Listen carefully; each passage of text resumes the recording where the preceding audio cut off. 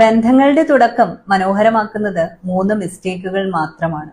Number 1 എന്ന് പറയുന്നത് U glorify dum. അതായത് അവരുടെ ഏറ്റവും പോസിറ്റീവായ വശങ്ങളെ മാത്രമേ നിങ്ങൾ ആ ഒരു സമയത്ത് കാണുന്നുള്ളൂ, അതിനെ മാത്രമേ നിങ്ങൾ ഫോക്കസ് ചെയ്യുന്നുള്ളൂ.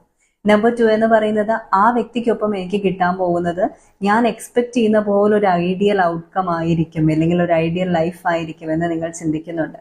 നമ്പർ 3 എന്ന് പറയുന്നത് നിങ്ങൾക്ക് ബൗണ്ടറീസ് ഉണ്ടായിരുന്നു. നോർമലി നിങ്ങൾ ടോളറേറ്റ് ചെയ്യാത്ത കാര്യങ്ങളൊക്കെ ഈ വ്യക്തിക്ക് വേണ്ടി നിങ്ങൾ ടോളറേറ്റ് ചെയ്യാൻ തുടങ്ങി. നിങ്ങൾ നിങ്ങളുടെ ബൗണ്ടറീസിനെ നഷ്ടപ്പെടുത്താനായിട്ട് തുടങ്ങിയിട്ടുണ്ട്. ഈ 3 മിസ്റ്റേക്കുകൾ കാരണമാണ് ബന്ധങ്ങളുടെ തുടക്കം മനോഹരമായിരിക്കുകയും പോകെ പോകെ നമ്മൾ ഒരുപാട് റെഡ് ഫ്ലാഗ്സ് കാണാൻ തുടങ്ങുകയും ചെയ്യുന്നത്.